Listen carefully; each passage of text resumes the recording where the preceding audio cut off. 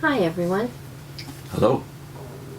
We're on page 602 of In Search of Christian Freedom, an appealing promise unfulfilled. Ray has been talking about the memorandum that came from dealt with the Nigerian office and the situation there where brothers had been asked to lay it all on the line in the case of national crises back in the 70s, and the publications, of course, publicized their bravery and their fortitude and their determination in the face of these persecutions that they often faced.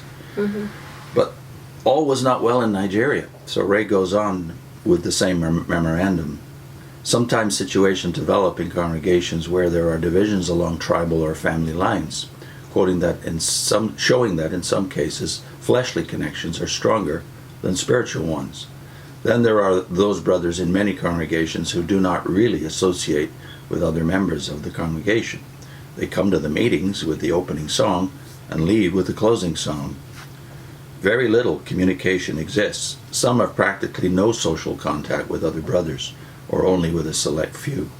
There are too those who harbor animosities and never speak to certain brothers at any time. Unbrotherly attitudes even show up among elders. Elders' meetings have been known to be forums for bickering and recriminations. Some have violent arguments in which they throw uncomplimentary names at each other. Sometimes tribal or racial considerations influence the acceptance or rejection of suggestions. Disconcertingly, often brothers show unbrotherly attitudes in business and employee-employer relationships. Employed brothers sometimes exploit and rob brothers who employ them, and some witness employers treat their employees harshly and dishonorably, even without consideration for their need to attend meetings and engage in field service. Some have come to grief and relationships destroyed over business dealings, either through misunderstandings or because of outright dishonesty. Sometimes brothers prosecute accusations against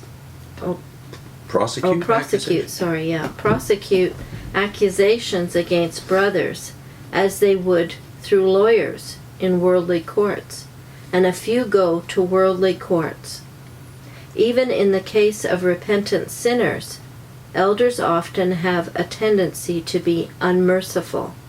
And that's the end of the Nigerian memorandum.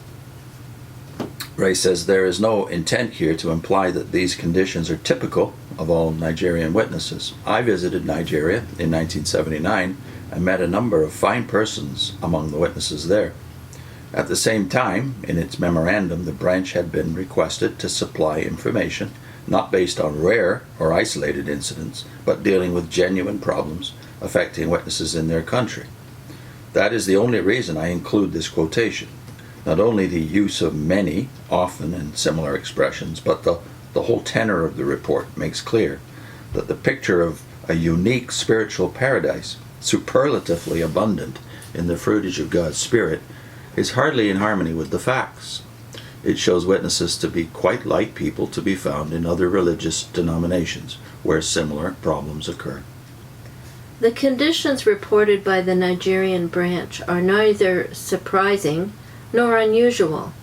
If not the same conditions, then comparable ones can be found in congregations of Jehovah's Witnesses in most countries of the world.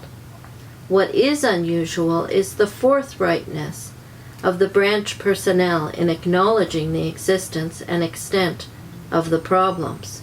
Unusual because organizational representatives as a whole are hesitant to present matters to the headquarters that are not in accord with the concept of a spiritual paradise state.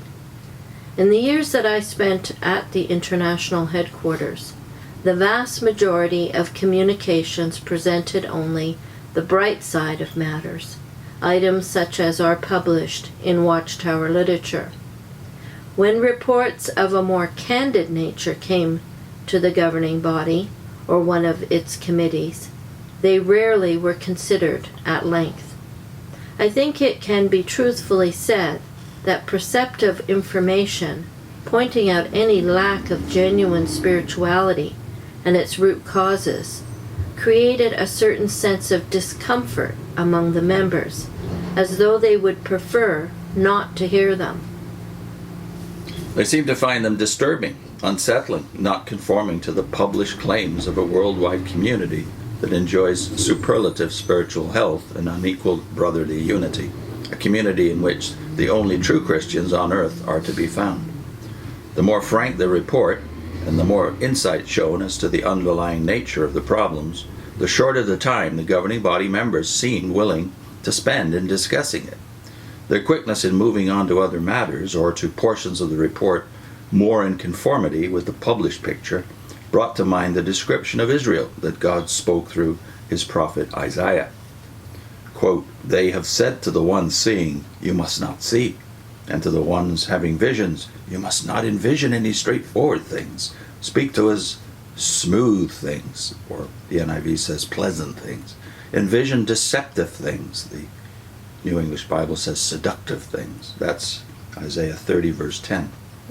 I cannot feel that love of truth, and particularly concern for people and their spiritual interests, can allow for such an ivory tower frame of mind. It's like in most situations, I think people, if you have a friend who has a problem, you may feel uncomfortable to address those problems, but they should be addressed. And if you're a true friend, you will address them. You won't just kind of pretend they're not there, because a problem never just goes away because you don't look at it. Well, this is all to the end of keeping the illusion alive, the illusion of the spiritual paradise. We had a video we shot a couple of years back now on Daniel on this very subject of confirmation bias and how we all have to be aware of it. And so if we're all inclined in the direction of suppressing inconvenient truth, right, to keep an illusion, whether it's a personal illusion or a group illusion alive, then we better beware of how we do it. And one conspicuous example is the way the Watchtower uses the book of Daniel. Very convenient set of proof texts for them. But you can only preserve the illusion of your interpretation as being the right one by ignoring the context. Yeah. So we put that video up on Daniel chapter 11 and 12, confirmation bias, and also the Daniel playlist, because there's no better book in the Bible to use with Jehovah's Witnesses. It pops so many of their illusions when read in context. And next time, the "I thank you, God, that I am not as other men" syndrome.